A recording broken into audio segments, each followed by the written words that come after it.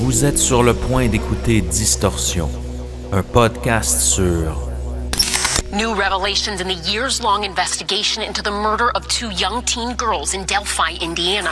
Freshly unsealed court documents allege Richard Allen admitted to killing Abigail Williams and Libby German. Back in 2017, the two girls went missing while hiking a local trail. One day later, their bodies were found in the woods. Des histoires étranges de l'ère numérique.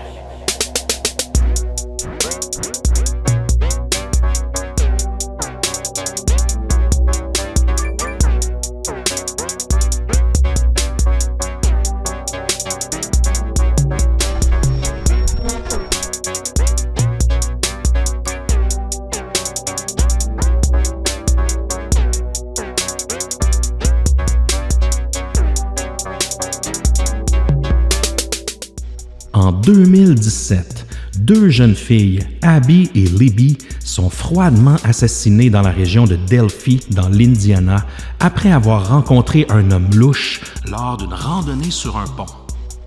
À l'époque, Libby avait filmé l'homme sur le pont. On l'entend même diriger les deux filles en leur disant « Down the hill ». Depuis notre dernier épisode sur le sujet en 2018, les choses ont beaucoup évolué. Un étrange profil de réseaux sociaux a été révélé, un suspect a été arrêté, même une piste de rituel sectaire a été évaluée. 6 ans plus tard, nous revenons avec l'ultime mise à jour sur cette histoire qui trouble encore l'Amérique entière.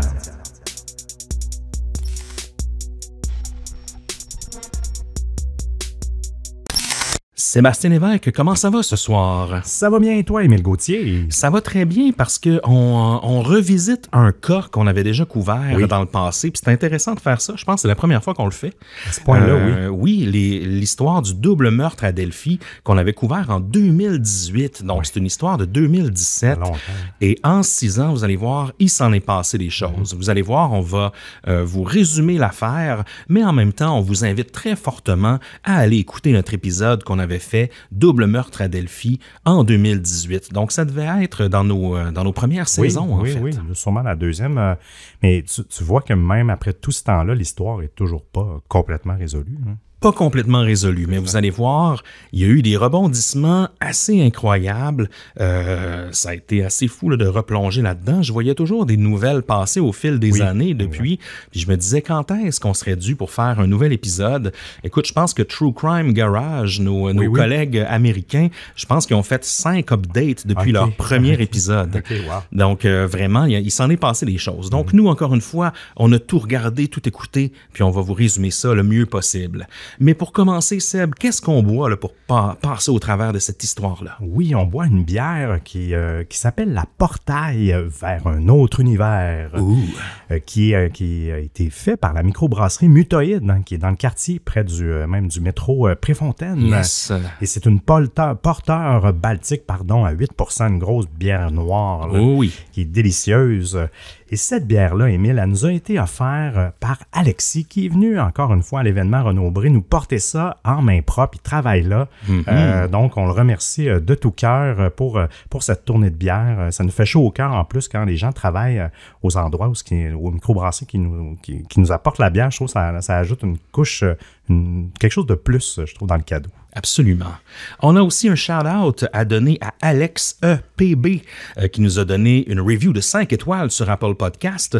Elle nous dit le podcast idéal, c'est un podcast pertinent et intelligent, une belle heure de divertissement cohérente et fascinante. En tant que criminologue, je m'y retrouve complètement. Donc, shout-out à tous les criminologues qui nous écoutent. Pour nous, on dirait que ça fait chaud au cœur de savoir que des gens qui pratiquent des vrais métiers du monde de l'enquête, ce qui n'est pas notre cas. Nous, on est des raconteurs. Mais c'est toujours le fun de savoir que des gens qui ont de la vraie crédibilité dans le domaine nous en accordent un petit peu. Oui, exact. Je ne pourrais pas mieux dire. On a prévu un super after-show pour vous, les amis. On va parler de l'affaire de Denise Hoskins et Aaron Quinn, qui est un peu une histoire qui fait penser au film Gone Girl, une histoire d'enlèvement, de kidnapping. Est-ce que c'est vrai? Est-ce que c'est pas vrai? En fait, le lien avec l'histoire des doubles meurtres à Delphi et cette histoire-là, c'est que Aaron Quinn, en fait, l'homme du couple avec Denise Hoskins, pendant qu'il était captif, a réussi à prendre des photos et des vidéos de ses assaillants, ce qui a fait en sorte que l'enquête a évolué énormément. Puis on se rappelle, dans l'histoire de Libby et Delphi, qu'on va couvrir aujourd'hui, les preuves qui ont été filmées par Libby elle-même, qu'on a retrouvées sur son téléphone, ont été très importantes. Et sans elles, on n'aurait sans doute jamais retrouvé le coupable, quoique c'est encore un peu flou, mais suivez-nous au cours de cette histoire-là. Et pour l'after show, évidemment, vous allez voir, c'est assez passionnant. Nos membres Patreon y ont accès. D'ailleurs, on vous encourage, si ça vous tente d'avoir beaucoup plus de contenu, commence à avoir du stock sur Patreon. Quelqu'un qui rejoint le Patreon maintenant avec le forfait Oui Monsieur qui donne accès à tous les bonus, il est chanceux parce que là, il commence à avoir du stock. Les bonus s'empilent. Il y a des after-shows depuis à peu près tous les épisodes depuis la saison 6, plus 3 épisodes complets exclusifs à Patreon. Exact. Donc, ça fait quand même du bon contenu. Oui, puis quelques bonus aussi qu'on a sortis ici et là, aussi qui sont toujours exclusifs à Patreon. Et sans plus tarder, Seb, je pense qu'on a tout dit. Est-ce qu'on est prêt à se lancer dans l'histoire incroyable des meurtres à Delphi 6 ans plus tard? Oui, mais avant de sauter dans notre épisode, Émile, te souviens-tu quand ton identité a été presque volée l'année dernière? Ces courtiers en données peuvent vraiment causer des problèmes. Oui, puis je peux te dire que c'était vraiment une expérience terrifiante. Ça a complètement bouleversé ma vie le temps de quelques jours. Est-ce qu'il y a un moyen de se protéger contre ça, Seb? Absolument. Et c'est là qu'Incognito intervient. Les services se chargent d'effacer les informations des bases de données des courtiers en données. Tu sais, c'est ces entreprises qui vendent tes infos pour le marketing ou d'autres raisons. En utilisant Incognito, tu reprends le contrôle sur ta vie privée. Et ça, c'est une excellente nouvelle, Seb. Comment est-ce que je peux m'inscrire pour éviter un autre incident et une autre semaine de bordel comme celui de l'année dernière? Rien de plus simple, mon cher. Tu visites leur site incognito.com/distorsion, incogni.com/distorsion, et tu utilises notre code spécial Distorsion pour bénéficier d'une réduction de 60% pendant les fêtes. 60%, c'est assez big, ça. Puis ça coûte combien? Très bonne question. Incognito offre un abonnement annuel à un prix très compétitif à seulement 6,49$ par mois. Également, tu as une option mensuelle si tu préfères. Leur processus d'inscription est facile et rapide et ça te permet d'accéder rapidement à cette protection qui est, selon moi, essentielle. Puis puisque c'est une compagnie sœur de NordVPN, il doit avoir une garantie si je veux annuler. Oui, absolument, c'est un gage de confiance et justement, ils ont tellement confiance en leurs produits qu'ils offrent une garantie de remboursement dans 30 jours. L'annulation est simple et sans tracas. Je vais m'inscrire, Seb, immédiatement après l'épisode. Fini les spams et les risques inutiles. C'est exactement ce dont j'avais besoin pour être tranquille cette année. Et maintenant, Seb, est-ce qu'on est prêt à se plonger dans l'épisode de ce soir? Oui, madame. Avec la sécurité d'esprit qu'apporte Incognito. Tout d'abord, on vous recommande, un peu comme on vous disait en intro, d'aller écouter l'épisode qu'on a fait en 2018 et c'est lors de notre saison 4. Le temps passe vite quand même. Oh oui. Vous aurez ainsi un survol vraiment détaillé des événements. Je vous invite à le faire si vous ne l'avez pas fait d'ici ce temps-là. Puis vous allez aussi pouvoir nous dire si on s'est amélioré ou non avec le temps. Oui, c'est débattable. Je vais vous faire tout de même un résumé de l'histoire pour qu'on puisse comprendre à partir d'ici. Donc, le 13 février 2017, E.B. Williams et Libby German, deux adolescentes originaires de Delphi, en Indiana, décident de passer l'après-midi ensemble. Elles choisissent de faire une randonnée sur le sentier de Monon High Bridge Trail, qui est une zone en fait de loisirs populaire dans la région. Les deux filles ont été déposées par un membre de la famille au point de départ du sentier et prévoient se faire récupérer plus tard dans la journée. Elles ont commencé leur randonnée et ont partagé des photos sur les réseaux sociaux au cours de l'après-midi, notamment sur Snapchat. Vers 14 heures, Libby, capture une photo et une courte vidéo sur son téléphone. La vidéo montre un homme marchant sur le pont du sentier. Sur la vidéo, on entend également une voix masculine demandant aux filles de marcher sur le pont. Les familles des adolescentes devaient les retrouver plus tard dans la journée, mais lorsque l'heure convenue arrive, Abby et Libby ne sont pas là. Inquiètes, les familles signalent leur disparition à la police locale. Les autorités lancent rapidement une recherche. Malheureusement, le lendemain, le 14 février 2017, les corps d'Abby Williams et de Libby German sont découverts près du sentier des Monon High Bridge Trail.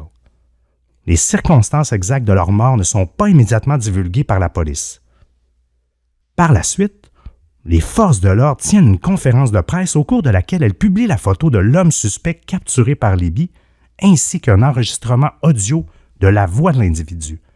Et c'est là qu'on l'entend dire quelque chose qui ressemble à « down the hill ». Donc, descend en bas de la côte ou en direction de la côte.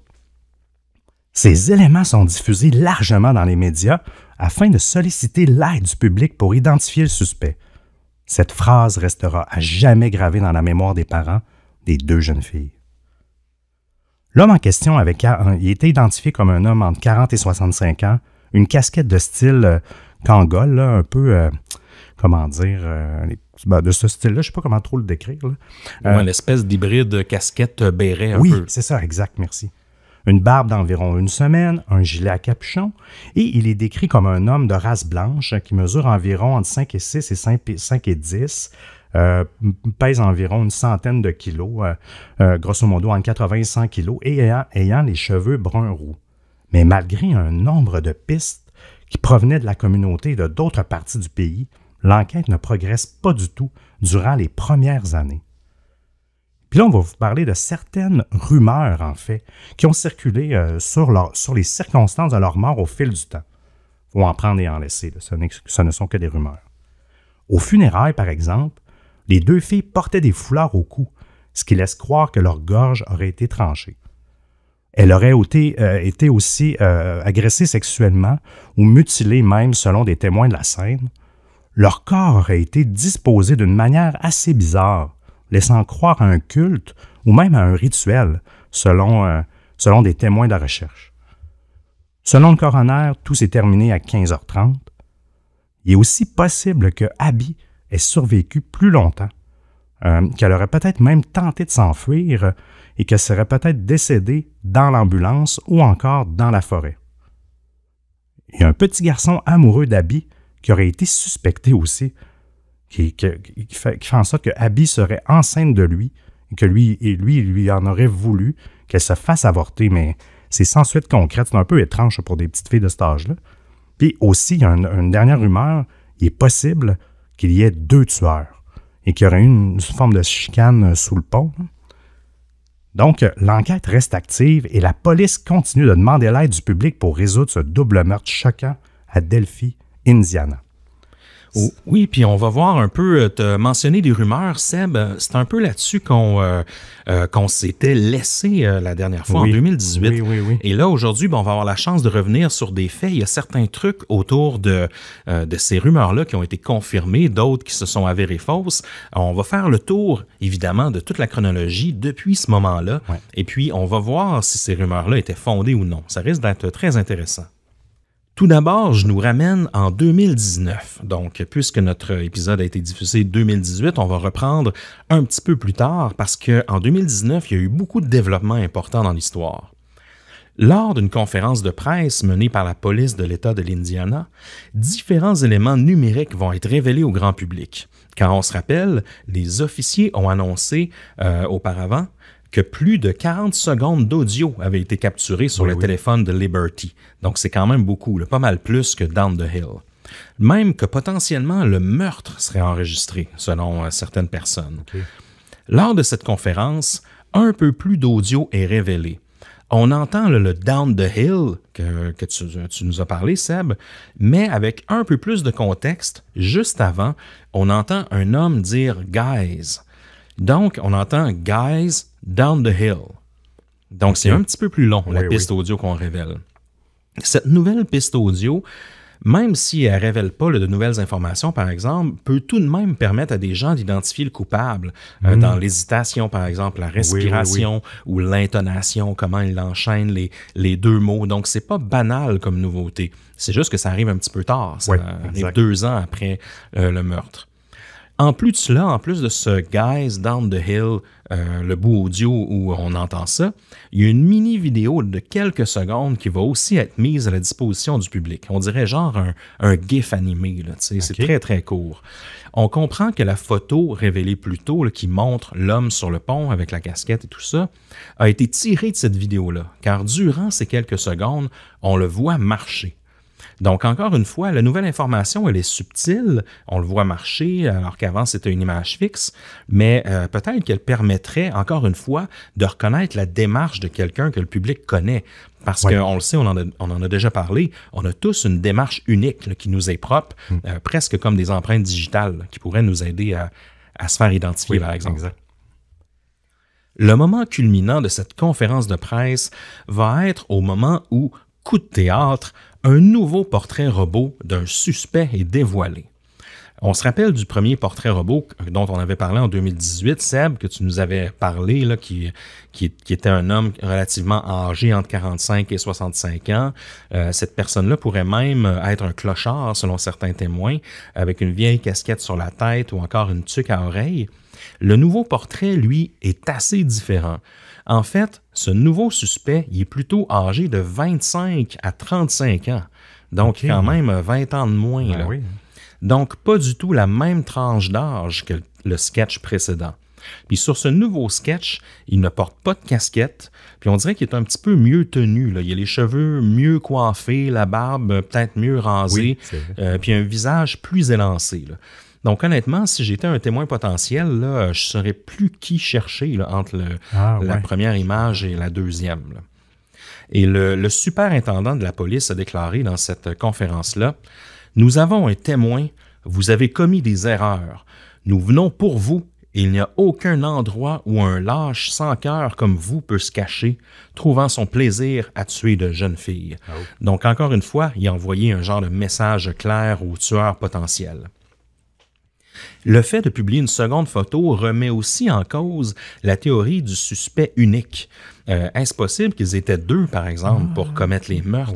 Donc, il y en a qui pensent que c'est pas la même personne nécessairement. Un autre élément très intriguant va être révélé au public en avril 2019.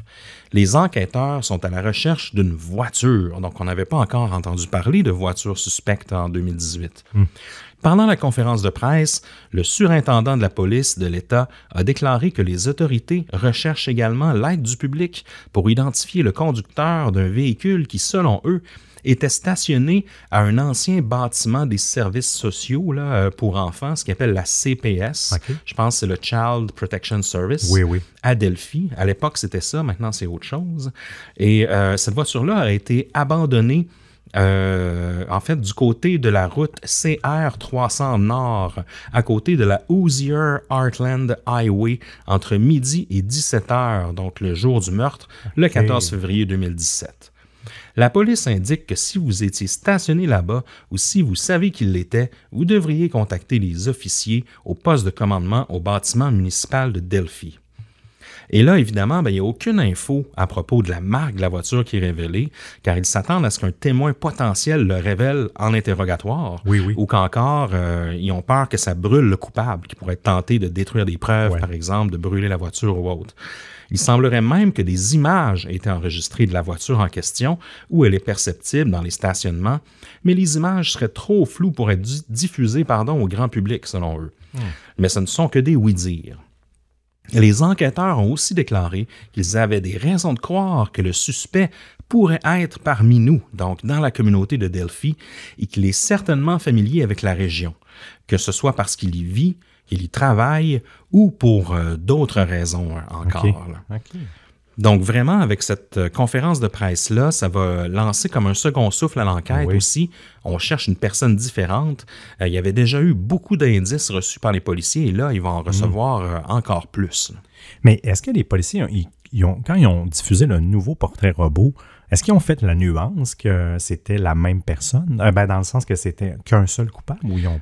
eux ont dit que cette photo-là était la personne qui marchait sur le pont. OK. Donc, ils supposent que c'est la même personne. Ils n'ont pas spécifié ce détail-là. Donc, s'il y a plus d'un témoin, peut-être qu'il y a plus d'une personne aussi. Là. Donc, c'est pas encore clair à ce stade-ci. OK, je comprends. En juillet 2019, maintenant, un suspect d'agression sexuelle qui s'est suicidé au cours d'une confrontation avec la police dans le centre de l'Indiana en juin 2019 a également été considéré comme un suspect possible dans le meurtre d'Abby et de Libby, bien qu'il n'ait pas été officiellement lié à l'affaire. Écoutez ça. Paul Etter, 55 ans, s'est suicidé le 27 juin après une confrontation de 5 heures avec la police du comté de Boone, en Indiana. Le shérif du comté de Carroll a confirmé que Etter, parmi d'autres personnes, fait l'objet d'une enquête en tant que suspect possible dans l'enlèvement et le meurtre de Abby et Libby. Car écoutez bien ce qu'il a fait. Selon des rapports publiés, au moment où Etter s'est suicidé, il était recherché pour l'enlèvement et l'agression sexuelle d'une femme de 26 ans qui s'était arrêtée dans son allée le 22 juin après avoir eu, malheureusement pour elle, un pneu crevé. Les autorités ont déclaré que Etter lui avait proposé de l'aide, mais qu'elle ne se sentait pas en sécurité et avait refusé, puis avait conduit un peu plus loin. Il l'aurait suivie avec sa voiture jusqu'à ce qu'elle se gare dans l'allée d'un ami, où il l'aurait enlevée. Etter l'aurait amenée chez sa famille, où il l'aurait retenue et agressée sexuellement avant de la ramener dans sa voiture. Incroyable. Wow, c'est épouvantable. 5 jours plus tard, la police a repéré Etter au volant d'un camion signalé volé et l'a arrêté. Cela a déclenché une confrontation de 5 heures qui s'est terminée par son suicide. Les enquêteurs ont reçu un tuyau concernant Etter dans le cadre des meurtres de Delphi, mais il n'est pas clair si ou quand les autorités pourront déterminer s'il est bel et bien le meurtrier. Oui, parce qu'on dirait qu'il s'en est passé des choses à Delphi dans ce coin-là, dans cet espace temporel-là. Vous allez voir, on va parler d'une autre histoire aussi qui s'est déroulée dans le même espace-temps. Puis ça nous amène à croire que est-ce qu'il y a plusieurs délinquants sexuels ou personnes malveillantes comme ça qui sont lâchées lousses dans le coin de Delphi, parce qu'il y a d'autres drames qui se sont produits dans le genre, du moins. En 3 ans, très peu de nouvelles pistes font leur apparition. Malgré la grande popularité du cas auprès de la communauté d'internautes et des web sleuths de ce monde.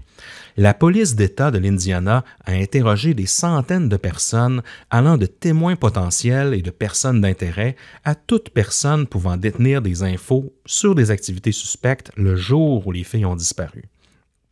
Plus de 50 000 indices ou commentaires ou pistes ont été donnés par téléphone ou par courriel aux enquêteurs au cours des 5 dernières années. Quand même, hein? La récompense pour trouver le meurtrier de Libby et Abby monte à plus de 325 000 US.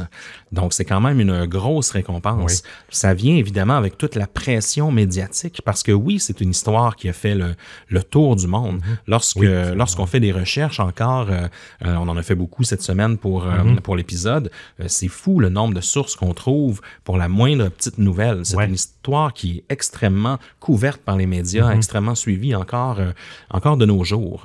Donc, c'est clair qu'à ce moment-là, 50 000 pistes envoyées aux policiers, c'est presque autant de travail que d'en recevoir 0. C'est-à-dire que faire le tri dans tout ça, ça ne doit pas être une mince tâche. Non, puis ils ne peuvent pas se permettre de ne pas en évaluer une. Ben non, sinon ils pourraient, ils s'en voudraient c'est pour elle toujours. qui est la bonne. Donc, Internet aussi devient un peu fou pendant cette période. Il y a des pages Reddit qui se créent et qu'on va rejoindre, moi personnellement par exemple, et l'histoire devient de plus en plus mainstream au grand public. Leurs familles ont fait des apparitions aussi au CrimeCon, aux événements aux événements un peu plus geek dans le monde du crime, et à d'autres conventions pour maintenir l'affaire sous les feux de la rampe au niveau national. Donc, ça vient un peu avec, c'est un peu un gift et un curse, là. C'est-à-dire que ça doit pas être évident pour eux d'aller dans des événements comme ça, CrimeCon, puis se faire rencontrer, donner des autographes, je présume, à des gens qui sont passionnés de crime, mais ils savent que, afin de rejoindre un plus grand auditoire, vaut mieux le faire que pas le faire. Oui, pas se faire oublier. Non, faut avoir Mais je pense qu'après un certain temps, tu dois changer un peu ton paradigme. C'est arrivé, il faut l'accepter, puis à partir de là, il faut qu'on construise là-dessus. Là. Donc, j'ai l'impression que c'est ça qui doit les garder en vie. Là. Des amateurs d'enquête sur le web se sont autoproclamés et ont informellement associé plusieurs hommes au crime, incitant les enquêteurs à demander au public de cesser de partager des images d'hommes aléatoires en ligne. Okay. Parce que là, les gens commençaient à regarder les portraits robots puis à associer des gens qu'ils voyaient sur Facebook. Là, oui, non, ça c'est dangereux. Hein. Ils ont même émis un message à diffusion publique, en fait. Veuillez arrêter de publier des photos côte à côte de personnes que vous pensez être responsables. Ce que le bureau du shérif du comté de Carroll a publié sur les réseaux sociaux. Vous ruinez la vie de personnes innocentes. Avant de publier une comparaison, imaginez que c'est votre fils, votre frère ou votre père. Oui, oui, exact. Parce que là, c'est trop facile de tenter de... Je suis sûr qu'à partir de ce moment-là, il y a des gens qui ont commencé à analyser tout le Facebook de Delphi, Indiana. Ah, c'est sûr. Oui, tu as raison. Et c'est vrai. Ouais. Ah oui. C'est un peu là aussi qu'on voit les limites du travail qu'on fait. Je parle de nous, Seb, en général, là, les podcasteurs, les YouTubers qui aiment le true crime, et jusqu'où, en fait, on peut aller quand on ne respecte pas les victimes. Parce que même si on condamne personne sur la place publique à distorsion, à part peut-être Andrew Tate, on fait quand même partie de la communauté des internautes qui sont passionnés d'enquête en ligne. Donc, on contribue un peu à ce mouvement-là d'une certaine façon. Ça fait en sorte qu'il faut être délicat là, quand on parle d'une histoire comme celle-là. Ah oui, tu as absolument raison. En mars 2022, 5 ans après les meurtres, les enquêteurs font une annonce importante. Ils recherchent des infos sur un compte de médias sociaux qui serait lié au meurtre des jeunes filles. Le compte au nom d'utilisateur Anthony, barre de soulignement Shots, a été utilisé sur Snapchat et Instagram, entre autres sur ces plateformes de médias sociaux-là, entre 2016 et 2017. La police indique que la personne derrière ce compte utilisait des photos d'un mannequin masculin et se présentait comme étant extrêmement riche et possédant de nombreuses voitures sport. Bien sûr, dont aucune n'est louée. Oui, non, exact, un beau catfishing encore. Les enquêteurs affirment que cette personne utilisait le profil pour communiquer avec des jeunes filles mineures afin de solliciter des images dénudées, obtenir leur adresse et même tenter de les rencontrer. La police a identifié le mannequin masculin dont les photos ont été utilisées sur le compte et indique que cet homme n'est pas du tout une personne d'intérêt dans l'affaire. Au lieu de ça, les détectives espèrent en savoir plus sur la personne qui a créé le profil. Les enquêteurs demandent alors à toute personne ayant communiqué avec le compte Anthony Shots ou même l'ayant rencontré ou tenté de le rencontrer, d'identifier la personne, en fait, d'essayer de savoir c'est qui la personne derrière le profil et de contacter la police si c'est le cas. Les enquêteurs recherchent autant d'informations que possible, y compris la manière dont les personnes ont communiqué et sur quelle plateforme, en fait, qu'ils ont utilisé pour rentrer en contact avec lui. C'est pas fini, Émile. Un mois plus tard, avril 2022, un homme lié à des comptes de médias sociaux portant le même nom de profil que ceux actuellement liés à l'enquête sur les meurtres de Delphi fait face à des accusations dans une autre affaire distincte d'exploitation infantile. Oui, incroyable. C'est pour ça que je disais qu'il s'en passe des choses dans cette petite région-là. Là. Keegan Anthony Klein a été inculpé le 29 août 2020. 30 chefs d'accusation, notamment exploitation infantile, possession de pornographie infantile, entrave à la justice. Il n'est effectivement pas le même jeune homme que l'on voit sur les photos. Il est un peu moins propre, si je peux dire ainsi, poliment. Ouais. Les accusations découlent d'une perquisition menée dans sa maison de Peru, Indiana, le 25 février 2017, seulement 11 jours après la découverte des corps de Liberty et de Abby. Selon un affidavit de cause probable émanant du comté de Miami, Klein aurait créé le compte Anthony Shots environ 6 mois avant son interrogatoire en février 2017. Il aurait prétendu avoir créé le compte pour contacter des filles qu'il connaissait et d'autres qu'il ne connaissait pas. Les documents judiciaires montrent qu'il affirmait parler à des filles, même si elles avaient moins de 16 ans, et qu'il les trouvait sur Instagram avant de leur demander de les contacter sur Snapchat. Klein aurait prétendu avoir reçu des photos de toutes les filles avec lesquelles il discutait et les aurait enregistrées. C'est vraiment un genre de catfisheur en série. Oui, oui, vraiment. Selon les documents judiciaires, les enquêteurs ont parlé à Klein peu de temps après son retour de Las Vegas. Il aurait déclaré qu'il était foutu et qu'il aurait dû partir. Klein aurait prévu de quitter la région ce jour-là, une fois que son père serait endormi, selon les documents judiciaires. Dans cet affidavit de cause probable, Klein aurait déclaré avoir reçu des photos et des vidéos sexuelles des filles avec lesquelles il communiquait.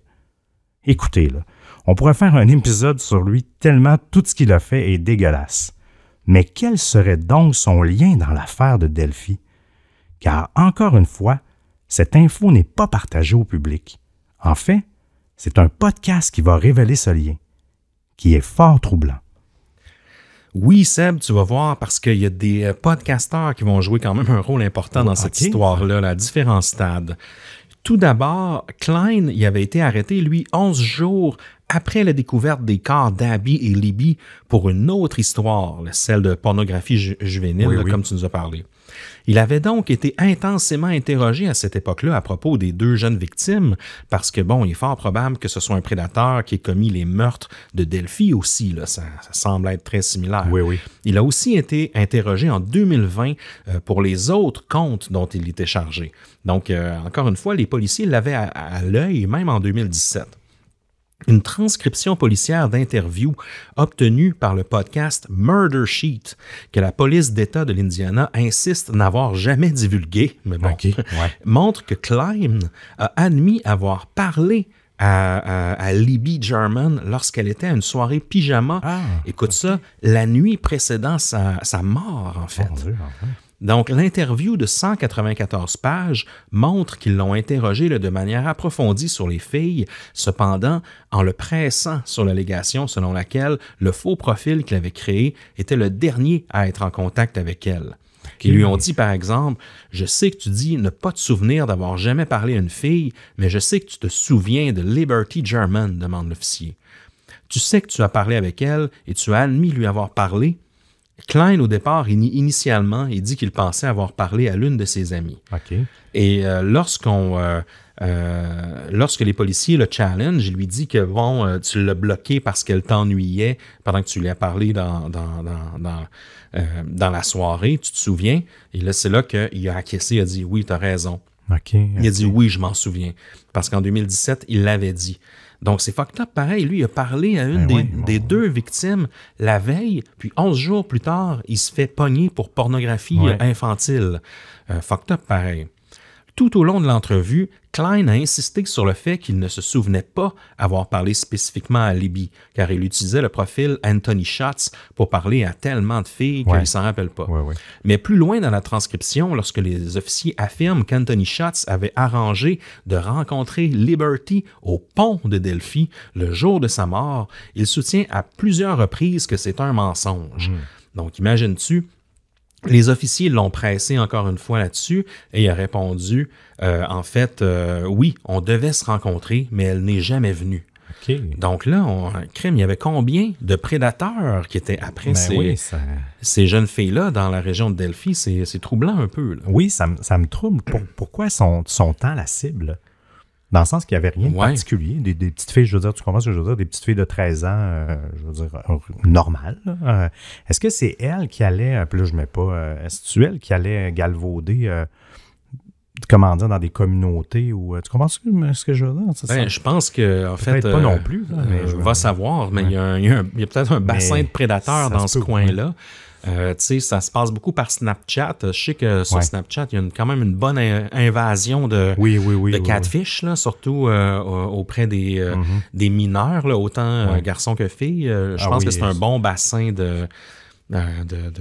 je veux pas dire pédophilie, là, mais c'est un bon bassin de prédateurs sexuels sur Snapchat, je pense. Non, parce que là, c'est vrai que dans ce secteur-là, il y en a beaucoup là, autour d'elle. C'est des drôles de coïncidences. Là. Klein, lui, affirme avoir jamais écrit ce message-là, mais en fait, va savoir, il a été exempté de ça, en fait. Il a été complètement clairé.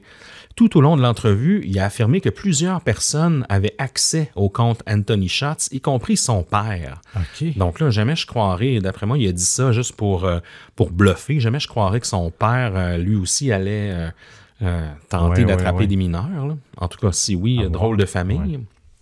Les enquêteurs pensent qu'au moins 2 personnes ont utilisé le compte Anthony Shots en se basant sur la différente syntaxe utilisée dans les messages. Oui. À la fin de l'entrevue, les officiers rappellent à Klein qu'il a échoué à 2 reprises un test polygraphique lorsqu'on lui a demandé s'il savait qui avait tué Libby et Abby. Là. Il a échoué 2 fois. Là. Et ils disent qu'il a effacé son historique de recherche peu de temps après. Okay. Pourquoi, après avoir échoué au polygraphe sur la connaissance de l'enquête de Delphi, es-tu rentré chez toi? As-tu supprimé ton Snapchat et ton Instagram que tu utilisais pour communiquer avec Libby? Et puis, tu as cherché combien de temps dure l'ADN, a demandé le détective. Donc, il a fait plein de recherches Google après ça. Donc, c'est extrêmement louche. Donc, Klein prétend qu'il a probablement fait cette recherche parce qu'il avait donné un échantillon d'ADN à la police. Ce qui se tient aussi. Mais comme je vous dis, Klein ne sera pas maintenu comme suspect. Mais vous allez voir, cette histoire nous réserve encore plusieurs rebondissements.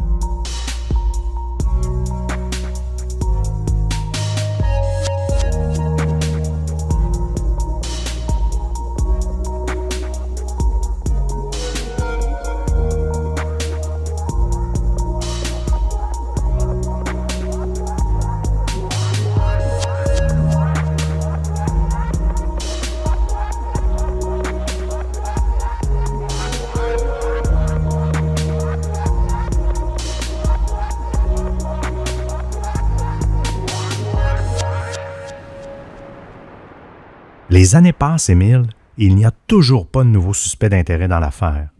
On se demande un peu si les enquêteurs font bien leur travail, quand dans la communauté, on trouve qu'il manque un peu de transparence en divulguant des informations au compte-gouttes à des années d'intervalle. Ceci dit, c'est en octobre 2022, il y a un peu plus d'1 an, que l'histoire va débloquer enfin.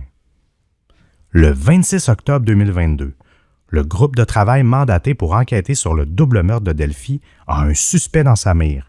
Il a même été arrêté.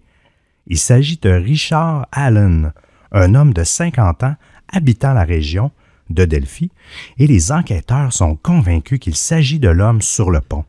Ils auraient de nombreux témoins. Sa voiture aurait aussi été vue sur les lieux. Allen est directement arrêté à sa résidence et mis à charge pour le double meurtre de Libby et de Abby.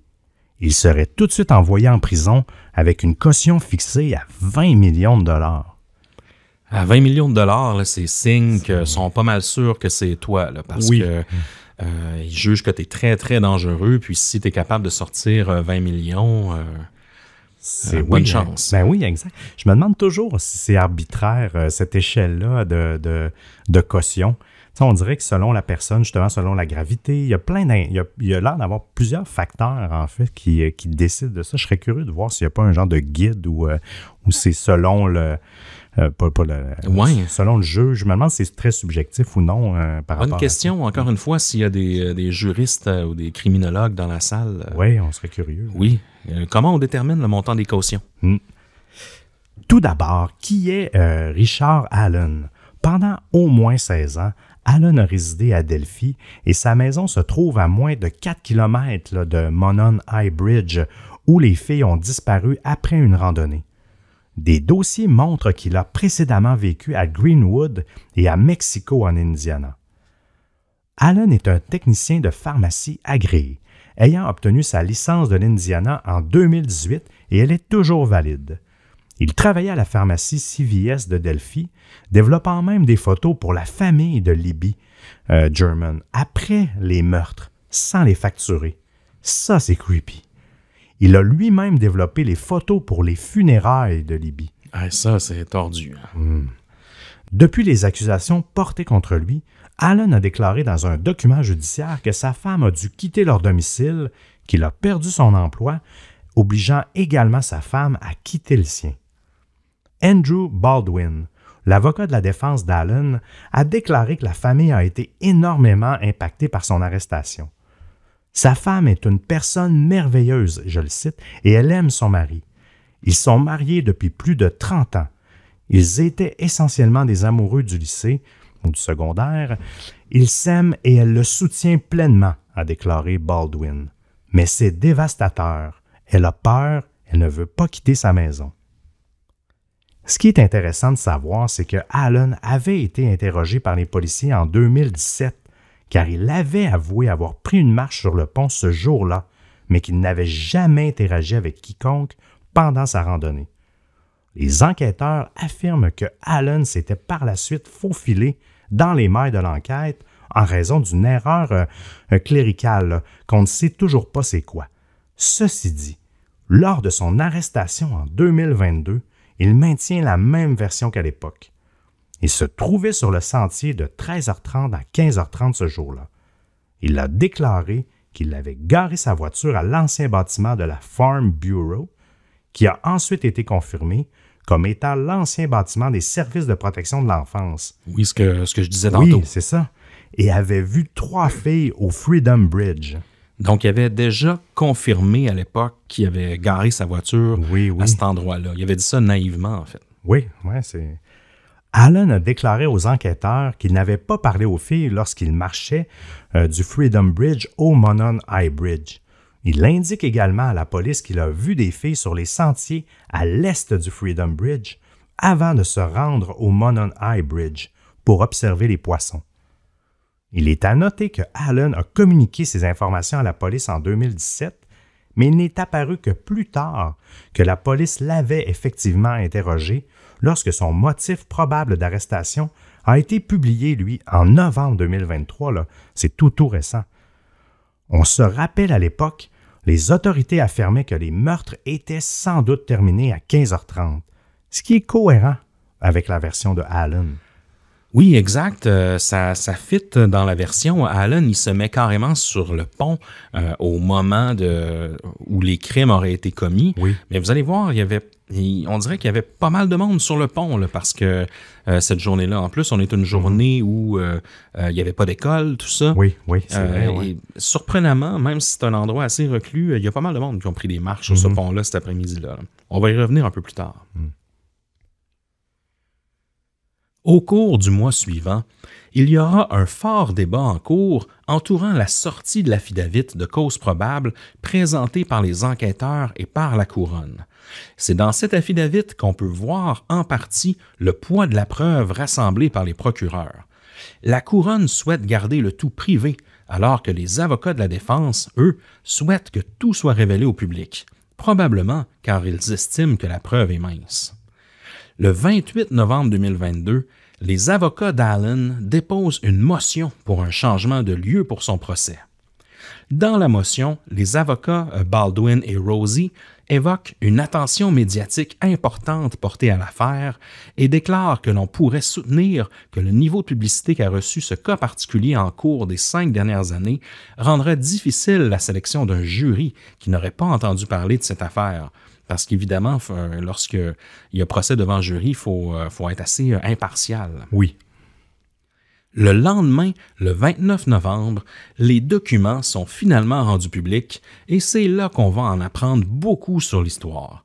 Et là, imaginez-vous donc que je l'ai lu au complet, l'affidavit. Oui. Mais c'est pas si pire, c'est juste 12 pages. Donc, pour ceux qui sont intéressés par l'affaire, je vous incite à le lire. Vous allez voir, il y a quand même pas mal de détails intéressants.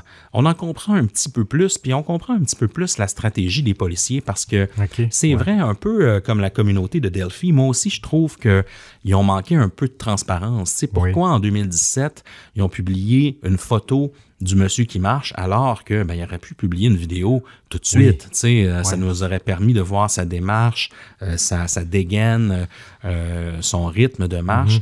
Même chose pour l'extrait audio. Pourquoi pas l'avoir mis au complet dès le départ? Puis encore, on n'a rien vu apparemment qui était de 40 secondes de longueur, ce vidéo-là avec l'extrait audio. Donc vraiment, il y a un peu un manque de transparence, mais en même temps, on se dit peut-être que c'est une bonne chose, peut-être qu'ils savent où ils s'en vont, peut-être que ça fait partie de la stratégie. Donc avec l'affidavit, on va comprendre un petit peu plus leur mindset et leur façon de penser. Tout d'abord, on revient un peu là, sur le sort des victimes.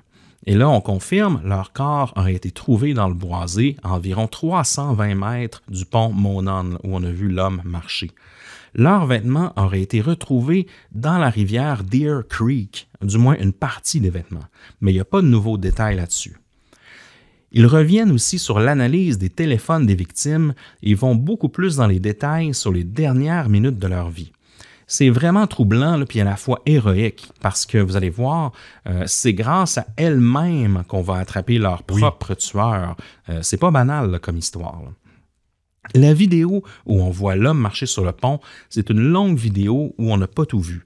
Dans la vidéo non éditée, l'homme marche vers elle et on entend une des deux filles dire « gun », mais pas trop fort, comme si elle avait voulu avertir son ami, là, genre « watch out, gun ». Il y a un fusil. Et par la suite, l'homme pointe son arme vers elle et leur dit « guys, down the hill ». Et par la suite, la vidéo coupe. Donc imaginez la scène. C'est fou quand même l'acte de bravoure de la jeune fille de Libby à ce moment-là. Et aussi, il y a des nouveaux témoins qui apparaissent soudainement dans l'histoire. Comme je vous disais, il y avait pas mal de monde sur ce pont-là. L'affidavit contient le témoignage de 3 nouvelles personnes, donc 3 filles de moins de 17 ans qui, elles aussi, en fait, marchaient sur le pont pendant ces heures-là, et elles déclarent avoir croisé un homme sur le Monon High Bridge qui semblait cacher son visage et les a fixés du regard lorsqu'elles l'ont salué. L'une des 3 mineurs a estimé la taille de l'homme à ne pas dépasser 5 pieds 10 pouces environ. Elles ont donné des descriptions variables de sa tenue, mais toutes ont affirmé qu'il portait un jean et une veste foncée. Les 2 jeunes filles l'ont salué et lui n'a jamais répondu. Une autre témoin, dont le nom a également été supprimé, a déclaré aux enquêteurs avoir également vu un homme correspondant à la description du Bridge Guy, capturé sur la vidéo de Libby. Elle a également rapporté avoir vu Libby et Abby marchant vers le pont vers 13h49. Un autre témoin a déclaré à la police avoir vu un homme portant une veste bleue et un jean boueux et ensanglanté. Et il y a des images de vidéos de surveillance aussi là, au Hoosier Harvest Store voisin, en fait, qui montrent que en fait, ce témoin quittait la zone vers 15h57. Donc, la personne avec le jean boueux. Oui, une demi-heure après. Les 2 témoins ont déclaré aux enquêteurs qu'ils n'avaient croisé aucun autre homme sur les sentiers ce jour-là. Lors d'un entretien avec la police au début de l'enquête, M. Allen, lui, a déclaré qu'il était sur le sentier de 13h30 à 15h30. Donc, tout ça est cohérent, puis il n'y aurait pas eu d'autres hommes, là, individus de sexe masculin qui auraient marché sur le pont. Il a l'air d'avoir juste lui et à avoir que des jeunes filles. Donc, encore une fois, ça rend le spectre très restreint de suspects potentiels. Il a dit qu'il était allé du Freedom Bridge au High Bridge et a affirmé avoir remarqué 3 mineurs, mais n'avoir pas interagi avec eux car il était distrait par une alerte boursière sur son téléphone. Un véhicule ressemblant à une Ford Focus 2016 appartenant à Richard Allen a été vu sur des images de vidéosurveillance du Hoosier Harvest Store, le magasin tout près. Un témoin a déclaré que la voiture était garée derrière un ancien bâtiment des services de protection de l'enfance. Donc, encore une fois, ça concorde, et qu'elle était garée comme si le conducteur avait essayé de dissimuler ses plaques d'immatriculation. Donc, possiblement le dos contre le mur ou quelque chose comme ça. Là. Lors d'un entretien distinct le 13 octobre de cette année, 2023, Richard Allen a déclaré à la police qu'il était allé au pont pour regarder les poissons, encore une fois. Donc, sa version se tient selon la version de 2017 et celle de nos jours. Il a dit qu'il portait un jean avec une veste de marque Carhartt bleu ou noir, le bleu foncé, et qu'il pouvait également avoir porté un couvre-chef, un chapeau ou une casquette. Oui. Il a admis avoir vu les 3 filles mineures, mais a déclaré qu'il n'avait rencontré personne d'autre. Les 3 filles, évidemment, il y avait Abby et Libby, et il y en avait une autre qui l'a vue. Selon l'affidavit, un détective qui travaillait sur l'affaire depuis 2017 estimait que la combinaison de la vidéo prise sur le téléphone de Libby, des témoignages oculaires et des images de vidéos de surveillance montrait et prouvait que Richard Allen était le bridge guy, l'homme sur le pont, en plus de son propre témoignage. Okay. Et de plus, les victimes auraient été contraintes de descendre la colline par Richard Allen jusqu'à l'endroit où elles ont été assassinées. Parce qu'apparemment qu'elles n'auraient pas été assassinées au même endroit où elles ont été retrouvées. Bref, mais c'est pas très clair, les détails sur la scène de crime. Mm-hmm. On retrouve aussi dans l'affidavit plus de détails sur l'arme du crime, chose que le public était bien impatient de savoir. Tout d'abord, une douille de fusil de calibre 40 a été retrouvée sur le lieu où les 2 corps ont été retrouvés. Car encore une fois, semble-t-il que le lieu du crime, comme tu disais, Émile, soit différent de où on a retrouvé les corps. Ce qui est particulier avec cette douille-là, c'est qu'elle n'a jamais été déclenchée, mais elle a tout de même été éjectée par le mécanisme de chargement de l'arme. Ça fait en sorte que le mécanisme laisse tout de même des empreintes sur la balle, empreintes qui la rendent unique.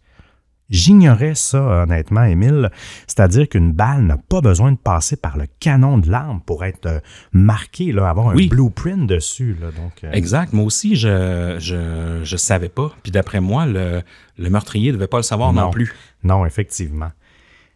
Cela ouvre une autre possibilité à la scène de crime. Est-ce possible qu'il ait tenté de tirer et que son arme se soit bloquée ou qu'il ait dû les tuer d'une autre façon? C'est un peu la question qu'on se pose. Les autorités n'ont jamais révélé la cause du décès des filles, affirmant seulement qu'elles ont perdu beaucoup de sang après avoir été attaquées avec une arme non spécifiée et qu'elles n'ont pas été tuées à l'endroit où leurs corps ont été découverts. Cela pourrait expliquer les rumeurs de gorge tranchée que nous avions évoquées en 2018 en lien avec les foulards que les filles portaient au cou lors de leurs funérailles. Plus tard, en 2023, il sera évoqué que les policiers croient qu'elles ont été tuées à l'aide d'un objet tranchant. Peut-être justement parce que l'arme n'a pas fonctionné sur le coup. Oui, c'est une question que je me pose aussi, moi. Si la jeune fille, elle a dit qu'elle a vu un gun quand il marchait sur le pont, par la suite, j'ai l'impression que la douille non déclenchée, peut-être qu'il a essayé de peser, ça s'est bloqué, puis clac, finalement, il est passé à autre chose. La douille est tombée ou quelque chose comme ça. Ou peut-être qu'il s'en est servi juste pour les diriger, juste pour les contrôler, puis après, il a choisi une méthode pour les tuer qui était plus silencieuse, sachant qu'il y avait des gens sur le pont. Là. Oui, parce qu'il y a une douille, il y a 2 filles aussi, tu sais, mais en même temps, ça l'a bloqué. Il n'a peut-être pas voulu réutiliser son fusil pour, disons, une deuxième douille, là, j'imagine. Là. On apprend aussi dans l'affidavit que lorsque sa femme a été interrogée, elle a avoué que Allen a déjà possédé une veste Carhartt, comme mentionné par les témoins. Il en avait donc assez pour mener une perquisition détaillée chez Richard Allen. Le 13 octobre, les enquêteurs ont exécuté un mandat de perquisition à son domicile de North Whiteman Drive qui partageait avec sa femme Katie, selon encore une fois l'affidavit. Sur place, ils ont trouvé des couteaux et des armes à feu, dont un pistolet Sig Sauer modèle, le P226. Le laboratoire de la police d'État de l'Indiana a analysé l'arme à feu et elle a déterminé que la balle non tirée qui a été trouvée à 2 pieds de l'un des corps des victimes est bien celle qui avait été utilisée dans le pistolet de M. Allen. Donc, Allen a confirmé qu'il possédait l'arme depuis 2001. Sa femme, Katie, aurait dit aux enquêteurs que son mari était la seule personne ayant accès à l'arme. Donc, ça limite les autres suspects. Allen n'a pas fourni d'explication sur la manière dont la balle qui n'avait pas été tirée s'est retrouvée entre les corps des deux adolescentes. Un hasard. Oui, c'est ça.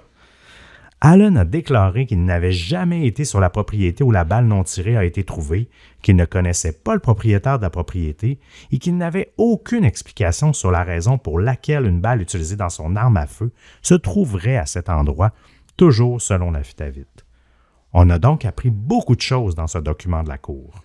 Oui, parce que, tu sais, si on revient là-dessus, en termes de preuves, c'est sûr que, bon, pour la couronne, il y a des témoins. Bon, ça, c'est sûr, c'est contestable, débattable. Oui. Il y a la douille retrouvée entre les corps, mais on n'a jamais parlé, moi, d'ADN ou on n'a jamais parlé de manteaux retrouvés avec du sang appartenant aux victimes ou de choses comme ça. Donc, il n'y a pas tant que ça de preuves tangibles. Mais là, sachant, si Allen dit « Ah, mais c'est un hasard que ma balle de fusil s'est retrouvée là », ben encore, quand tu regardes les enregistrements Snapchat, tu as Libby qui dit « Tu sais, gun ». Il y a un gun. Donc, l'homme, si on est capable de prouver que l'homme sur la vidéo, c'est bien celui qui a conduit les filles en bas, il ne peut plus vraiment s'en sortir. Richard Allen est un peu échec et mat à cause de la vidéo que Libby a filmée de lui. Parce que sans cette vidéo-là, il pourrait inventer plein de choses. Ah, mais je suis déjà allé jouer avec mon gun dans le bois, il y a une douille qui est tombée. Puis il y aurait sans doute des chances de s'en sortir, en fait. Ah oui, le circonstanciel pourrait être plus appliqué, effectivement, que là. Non, c'est... surtout qu'il dit qu'il n'y a personne qui a accès à l'arme. Non, il est cuit. Mais vous allez voir, il va s'enfoncer encore plus parce que le 28 janvier 2023, en fait, la juge Frances C. Gall, en fait, qui est la juge qui préside le procès de Allen, qui est chargée de présider le procès, mais il n'y a pas encore eu lieu, là. Elle publie, cette juge-là, 118 documents judiciaires liés à l'affaire. Les documents sont publiés dans le cadre d'une motion déposée par les avocats d'Allen qui voulaient que la juge rejette les preuves saisies chez Allen en octobre dernier. L'un des documents révèle que les procureurs affirment qu'Allen aurait avoué à sa femme par téléphone, à plusieurs reprises même, qu'il avait tué Libby et Abby en 2017. Il aurait également confessé le meurtre des filles à sa propre mère. Donc, cet appel téléphonique de confession présumé a eu lieu lors d'un appel enregistré à la femme d'Allen depuis l'intérieur de la prison de Westville le 3 avril. Il admet plusieurs fois au cours de l'appel qu'il a commis les infractions, telles qu'elles sont reprochées. Et c'est là que sa femme a mis fin brusquement à l'appel. Okay. Un autre document montre que les enquêteurs pensent qu'un couteau a été utilisé dans les meurtres de Libby et Abby. Une autopsie a révélé que les filles avaient été tuées par un objet tranchant, selon les documents judiciaires. Mais l'autopsie n'a jamais été publiée. On ignore encore plusieurs détails. Il y a plein de choses qu'on ne sait pas sur la scène de crime. On ne sait pas elle est où. Donc, c'est que des rumeurs, tout ça. J'espère qu'ils ont révélé ces choses. Est-ce que tu sais s'ils révèlent ces choses-là à la famille? Ou c'est trop risqué? Selon moi, c'est très risqué. Je ne pense pas que la famille ait tant que ça d'infos. Imagine. Mais non, c'est clair. C'est des choses qu'on risque d'apprendre pendant le procès, ceci dit. C'est vrai, tu as raison. Les documents judiciaires récemment publiés montrent également comment les procureurs estiment qu'Allen a commis les enlèvements qui ont entraîné la mort de German et Williams, qu'il était l'homme sur la vidéo ordonnant aux filles de descendre la colline et qu'il pensait pouvoir entendre le bruit même du pistolet être actionné dans l'audio provenant de la vidéo enregistrée par le téléphone de Libby. Les enquêteurs pensaient également que Libby et Abby avaient été déplacés du pont par Allen vers l'endroit où leurs meurtres ont eu lieu. Les avocats d'Allen, eux, expriment de sérieuses préoccupations quant à sa santé mentale et physique. Les documents judiciaires allèguent qu'Allen a commencé à mâchouiller des documents que son avocat lui envoie et à les manger. Donc, apparemment qu'il serait même maltraité en prison, que les gardes de sécurité ne respecteraient pas la durée de ses sorties, que lui aurait fait des grèves de la faim, grève du sommeil, qui serait très mal en point là, en prison. C'est sûr que c'est quelqu'un à risque là, en prison, oui. Sachant que tuer 2 petites filles, c'est sûr qu'il doit être dans la cible de plusieurs autres prisonniers. Mais c'est apparemment que, bon, ils ont fait à un certain moment aussi une demande de changement là, de prison. Oui, j'imagine. Hein. Souvent, ils les isolent aussi pour leur sécurité. Et ce n'est pas fini toute cette histoire, Seb. Hein? On n'est pas encore rendu à la fin. Il y a encore des rebondissements qui nous attendent. Okay. Le 20 septembre 2023, là, c'est presque, presque au moment de l'enregistrement. Oui. Les avocats d'Allen déposent un dossier exposant les raisons pour lesquelles ils estiment que les filles ont été sacrifiées lors d'un rituel et portent des accusations contre les principaux enquêteurs, les accusant d'ignorer délibérément ou de supprimer cette preuve pendant des années. Écoute bien ça, là. Le dépôt a été fait dans le cadre des efforts visant à supprimer, encore une fois, les preuves d'armes trouvées lors de la perquisition d'Allen. Baldwin et Rosie, les 2 avocats, affirment que 3 membres des forces de l'ordre ont examiné une possible connexion avec les odinistes, qu'ils décrivent comme des membres d'une religion païenne nordique qui a été détournée par des nationalistes blancs comme étant impliqués dans les meurtres. On sait même dans la région de Québec, il y a les soldats d'Odin. C'est vrai, oui. Ils affirment également que les enquêteurs avaient connaissance des noms de ceux qui pourraient être derrière les meurtres dès février 2018 au moins. Donc, eux, ils balayent un peu, ils essaient de faire un ricochet et d'enlever la pression sur Allen. Oui. Donc là, ce serait des odinistes, en fait, qui auraient tué les jeunes filles. Selon ces documents-là, la scène de crime où les corps de Abby et Libby ont été retrouvés comportait des symboles païens formés avec des bâtons, des branches d'arbres et des marques sur un arbre. Ces avocats affirment également qu'Allen n'avait aucune connexion avec un culte païen et aucune preuve médico-légale ou électronique ne le relie aux filles ou à la scène de crime. Oui. Donc là, il y aurait eu justement des drôles de symboles retrouvés sur la scène de crime. C'est bizarre un peu, ça. Ils soutiennent aussi que la chronologie exposée par l'accusation ne permet qu'1 heure et 17 minutes pour que les meurtres aient lieu. Le temps nécessaire pour ramener les filles sur la scène de crime, les tuer, positionner leur corps, y compris rhabiller Williams, placer les supposés symboles païens, tout ça, et quitter la scène serait impossible par un seul homme dans la période de temps proposée. Okay. Mais là, bon, on en a vu d'autres. Là. On sait que des fois, ça peut se faire très rapidement aussi. Là. Oui, mais moi, je m'étais posé la question si ça ne pouvait pas être quelqu'un d'autre qui retrouve les corps puis qui les utilise pour faire un genre de rituel. C'est quelqu'un qui serait arrivé après Allen, dans le fond. Ça peut être ça, ou ça peut être aussi Allen qui décide de maquiller sa scène pour que ça ait l'air d'être d'un rituel ou quelque chose comme ça, puis qu'ils mettent des petits bâtons, des affaires de même. Donc, c'est weird un peu. On dirait que j'y crois pas tellement. Puis la couronne a complètement refusé ce argumentaire, ce scénario-là, oui. Mais ça risque d'être débattu probablement au procès. Oui. Et là, je vous ramène, donc, cette histoire-là, il n'y a pas juste... c'est pas juste des meurtres, c'est pas juste des prédateurs de mineurs, c'est aussi des sectes païens. Oui. Mais le 22 novembre 2023, là, on enregistre cet épisode-là, je pense qu'on est le 27, Seb. Fait que c'est la semaine passée. Là, donc, on n'est pas à l'abri qu'on doit faire un autre update. Mais le 22 novembre 2023, il y a un homme de l'Indiana qui a été arrêté et inculpé pour avoir prétendument divulgué des preuves scellées dans l'affaire des meurtres de Delphi à un podcast de True Crime. Écoute bien ça. Mitchell Westerman, 41 ans, est accusé d'une infraction de conversion, le terme typique du droit pour le vol, en raison de la fuite de photos sensibles de la scène du crime. Et l'infraction est un délit de classe A.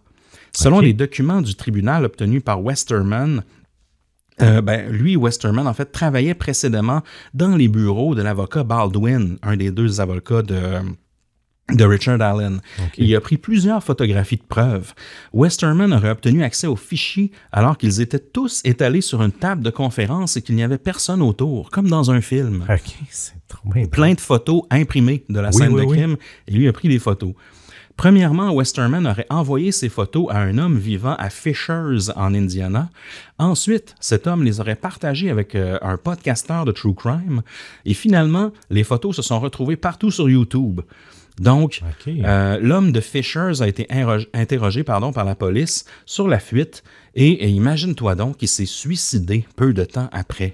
Ah oui.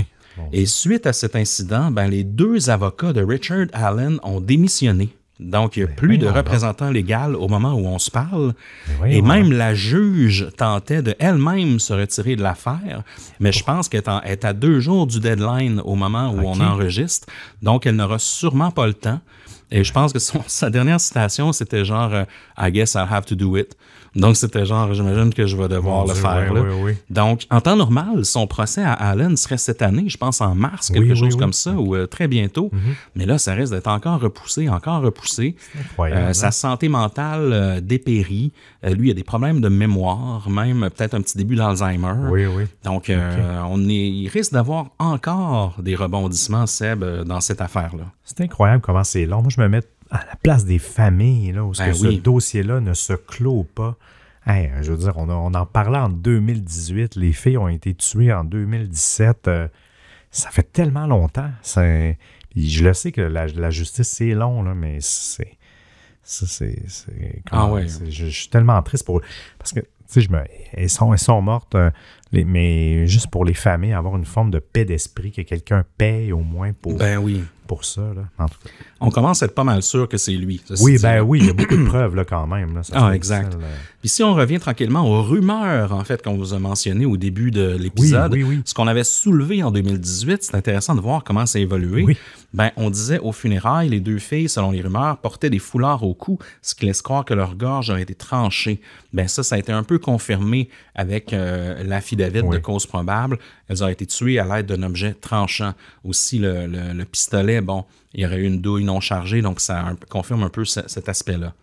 Elles auraient été assaillies sexuellement ou mutilées, selon les témoins de la scène. Ça, on n'a pas de nouveau là-dessus. C'est vrai. On ne sait pas l'agression sexuelle. Jusqu'à date, on n'a pas de détails là-dessus. Il n'y a pas eu de nouveau développement sur cet aspect-là, du moins dans les 6 dernières années. Aussi, on disait déjà en 2018 que leur corps était disposé d'une manière bizarre, laissant croire à un rituel ou à une secte. Ça, l'air de rien, c'est presque en train de se confirmer. Oui, exact. Bizarre quand même. Selon le coroner, tout se serait terminé à 15h30. Assez wise le coroner parce qu'effectivement, c'est ce qu'il a l'air. Abby aurait survécu plus longtemps. Elle aurait peut-être même tenté de s'enfuir. Pas de nouveau là-dessus, malheureusement. Un petit garçon amoureux d'Abby aurait été suspecté. Elle serait peut-être enceinte de lui. Elle aurait peut-être voulu se faire avorter. Ça, on n'en sait pas plus sur cette histoire-là. C'est pas mal écarté même. C'est étrange. Il y a plus, c'est peut-être au chapitre. Ça reste peut-être une rumeur, en fait, cette histoire-là. Mais on n'a pas reparlé de ce potentiel suspect-là. La possibilité des 2 tueurs, ça semble être de plus en plus écarté, là. Comment les choses se dirigent. Il ne semble pas avoir de 2e suspect jusqu'à présent. Donc, ça a quand même évolué. Oui, mais comme tu dis, on n'est pas loin. Hein, le procès, je ne peux pas croire qu'il va être innocenté au procès ou il va peut-être même mourir d'ici là. J'ai hâte de voir. On n'est pas à l'abri de ça. Hein, puis on n'est pas du tout à l'abri qu'il soit déclaré inapte à subir son procès. Hein, donc... on verra bien où ça va nous mener, mais ça va être une histoire quand même intéressante à suivre, qui pourrait être intéressant de recouvrir dans un épisode bilan. Oui, absolument. Oui, absolument. Tu as fait des bonnes recherches, mon cher Émile. Bon travail. Je suis retourné en arrière pour essayer de retrouver tout ce qu'on avait manqué pendant ce temps-là. Oui. En espérant que vous ayez aimé, chers Distordus, nous, on a beaucoup aimé se replonger dans cette histoire qui est triste, qui est tragique, qui est à la fois passionnante, injuste aussi. N'hésitez pas à nous dire ce que vous en pensez. Vous savez où nous trouver. On est sur Facebook, sur TikTok, sur Instagram, sur Twitter. On est sur YouTube aussi. On a un groupe privé aussi où vous pouvez nous rejoindre. Sur Patreon, bien entendu, vous pouvez avoir accès à nos épisodes en avance et à une tonne de contenu. Et on se revoit à l'after show sur Patreon où, en fait, je vais vous parler d'une histoire similaire et pas, très différente en même temps, mais où des gens, justement, ont immortalisé un peu leurs assaillants avec les technologies numériques. C'est l'affaire de Denise Hoskins et Aaron Quinn.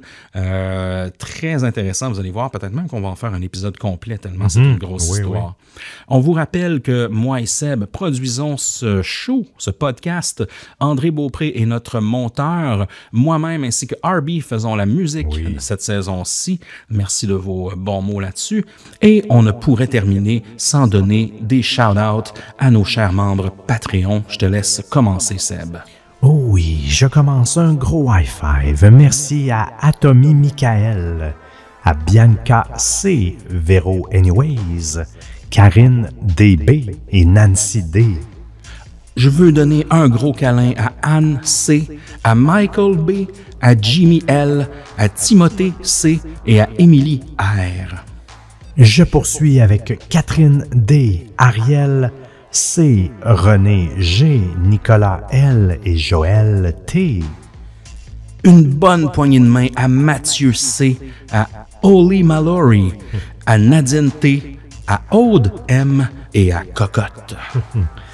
Je poursuis high five à Giovanni T, Mathieu G, Juliane C, Marc SL et Laurence G. Un gros remerciement tout spécial à Jean-François C, à Nadège, à Vanessa, à Nicolas R et à Olivier. Je poursuis, sans vous, on ne pourrait pas faire ce show-là, à Thomas, Alan A, Étienne B, Catherine P et André R94. Merci pour votre amour inconditionnel à Arthur B, Josiane M, à Jessica, à Victor 11 et à Jack Dan. Je poursuis avec Éric de Baller Tech, Nadège L, Anne-Marie J, Marie-Hélène S et Elisabeth. Et pour terminer, ovation toute spéciale à Jean B, à Tristan, à Sophie R, à Karine L et à Isabelle B.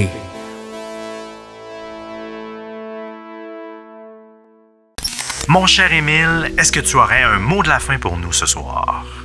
Sachez que le mal est partout. Où que vous soyez, où que vous alliez, soyez donc tous et toutes prudents et prudentes. Oh